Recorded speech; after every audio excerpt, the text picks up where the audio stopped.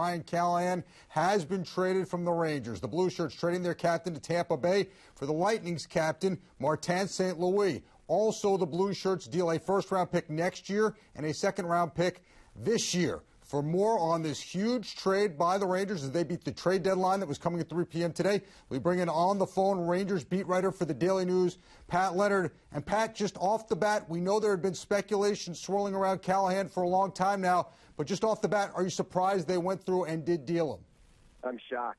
I'm shocked. And you could see, I mean, we were in the locker room when it happened, and, I was talking to Derek Dorsett in the locker room.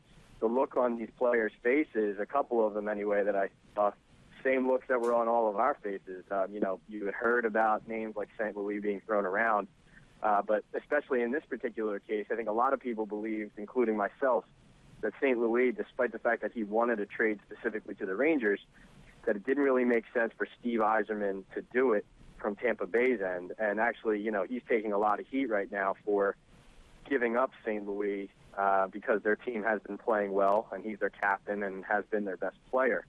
But from the Rangers' end, and looking at why Yzerman did it, the Rangers gave up a lot in this deal. Now, part of the reason they did it is because St. Louis has an extra year on his contract at a modest, compared to what Callahan was seeking, $5.625 million per year.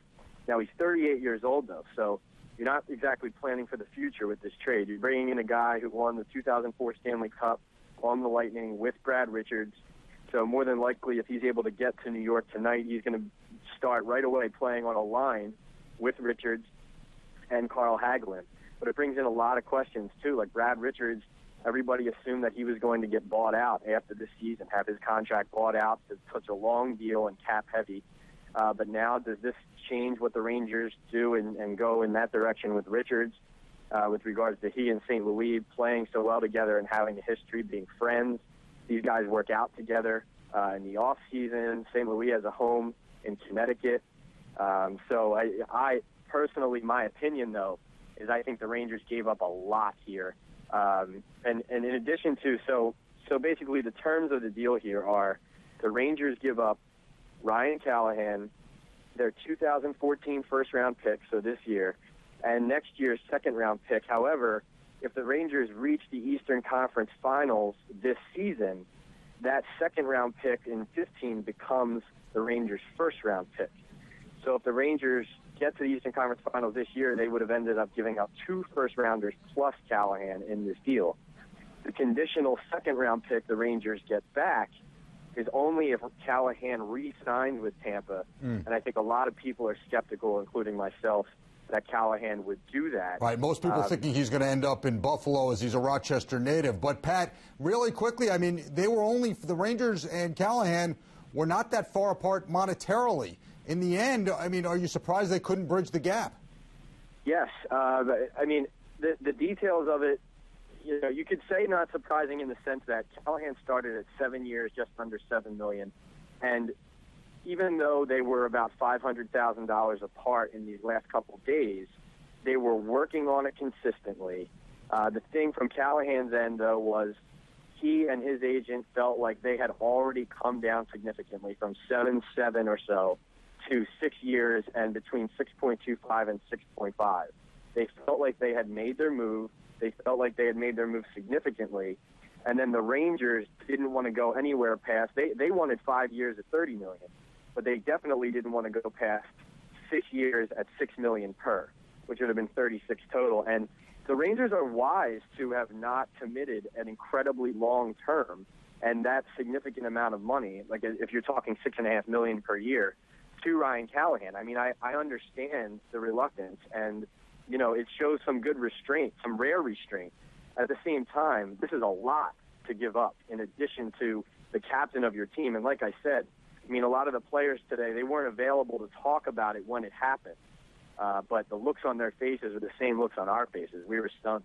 Well, Pat, you say that the Rangers are obviously in the playoff picture as of now, and they're looking to make noise. And when you have a goalie like Henrik Lundqvist, you're always hoping that you can be a threat in the playoffs. But as you mentioned, they traded their captain, their heart and soul of this team. I mean, what does this do to this team for the rest of the year? Can they continue to improve this year, or does this sort of take the legs right out from under them? Jonas, I think, I think you could go either way with that one. I think we have to watch how the team responds emotionally to it. It's interesting, there are a lot of young contributors on this team now. Some of them, like Chris Kreider, for example, a very young player who, still growing into his own, but a major contributor now. But then you look at a guy like Derek Stepan. Yes, he's young, but he's come up on a team, and all he's known is Ryan Callahan being the captain, and, he's worked himself into that culture as one of the other leaders. And for guys like that, this is a major adjustment. This is something that it doesn't just happen overnight. Maybe the best thing for them is to just get on the ice and play. You saw last year, they made a big blockbuster deal. Gabrick leaves. They bring in Brassard and John Moore and Dorsett. And, Brassard and Moore are running into the locker room basically to get ready off the plane. And they end up, winning in blowout fashion that night. So, short term, maybe they run on adrenaline and it works. But I think we have to wait and see how the team responds. By the way, if you're going to ask me who the captain is of the Rangers now, my guess would be that it becomes Mark Stahl. Maybe St. Louis comes in and takes an A. Maybe Rick Nash takes an A. Maybe Ryan McDonough or Girardi takes an A. Richards already has one. But I would guess Stahl becomes the captain, though if they're planning on keeping Richards through this season, maybe he gets the C. So we'll have to wait and see. Pat, would Martin St. Louis have been dealt if Steve Yzerman had originally picked him for the Canadian Olympic team? Likely not, because that was the last straw. Though at the same time, there was a report after it was reported that St. Louis had requested a trade in January, as that all was unfolding. Late February, there was a report that basically in 2009, and this was from the former Lightning GM, basically revealed that as far back as 2009, St. Louis was asking for a trade to the Rangers. So this is not a new development that he wanted to play here. It's just new publicly. And, the last straw was St. Louis and his relationship with Yzerman souring to that point.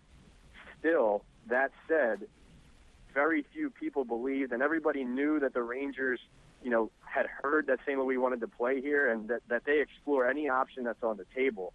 But a lot of people didn't see, including myself, this making sense, especially for the Lightning, though at this hefty price that the Rangers are giving up, you can look at on paper and see why Yzerman went for it. Do you think Glenn Sather would have done this deal if not for the contract difficulties with Callahan? If Callahan would have resigned, I mean, they're getting a goal scorer that they sorely need in St. Louis. They are giving up their heart and soul, though, the Rangers. Would they have made this deal if Callahan was willing to resign? No. And I think, that's why I think it's interesting. In the days leading up to this, a lot of Rangers fans, at least, you listen to responses on Twitter and you kind of watch how people react to these different stories. A lot of Rangers fans, didn't really appreciate the fact that Callahan was seeking the kind of money in years that he was. And, from my perspective, Callahan, and Henrik Lundqvist talked about this morning before the trade happened. He was just talking, hypothetically. He was explaining how these are major negotiations for a player because this could be the only major negotiation or only time you hit unrestricted free agency in your career, and that you have family and everything to think about. And so from Ryan Callahan's perspective, you can't blame the guy for seeking what he believes is the market value for himself. And even if the Sabres, for example, are the only team out there that would give him that, you can't blame him for seeking that. However, the Rangers, that said, Callahan wanted to stay here, he said, and I believe it. I really do believe it. And the Rangers wanted to re-sign him, and the players to a man did not want him to leave, and Alain Vigneault didn't want him to leave. A lot of players on the record saying, as this was all transpiring, they didn't want this guy to go. Well, it's interesting you bring up Alain Vigneault. Does this actually complete a transformation from a John Tortorella type team to an Alain Vigneault kind of team? Vigneault obviously can use. I know Tortorella coached St. Louis in Tampa, but still, nonetheless, Vigneault trying to run a more open style. Wouldn't St. Louis fit better into what he's trying to do? Yeah, no, that's a good point system-wise. St. Louis is a player that should fit well into what Vigneault's trying to do. And one of the good points about why Callahan could have been dealt as this was all unfolding is the fact that this season under Vigneault, Callahan was not the guy who was always on the ice for Tortorella He was on the top penalty kill unit, the top power play, the top line. You know, anytime an important moment was happening in the game, 24 was on the ice for John Tortorella. Vigneault is much more about a balanced lineup. He had Callahan, as of this trade, on a second line or a rotation, basically, of 3 lines, none of which was the number one. He was one of the guys, essentially. Now, that didn't change the fact that behind the scenes, in the locker room, as far as the makeup of the team, he was very much the captain and the leader of the club. So on the ice, St. Louis, short term, is likely a better fit for this system. I mean, he's a great player. No one's saying St. Louis is not a great player. He absolutely is, and he's a great fit. But off the ice, no one knows what kind of fit this becomes now, because Callahan was the leader of the locker room, and now he's gone. All right, Pat, we appreciate you giving us your knowledge on this deal. Once again, the Rangers trading their captain, Ryan Callahan. Pat Leonard of the New York Daily News will speak to you today on Daily News Live.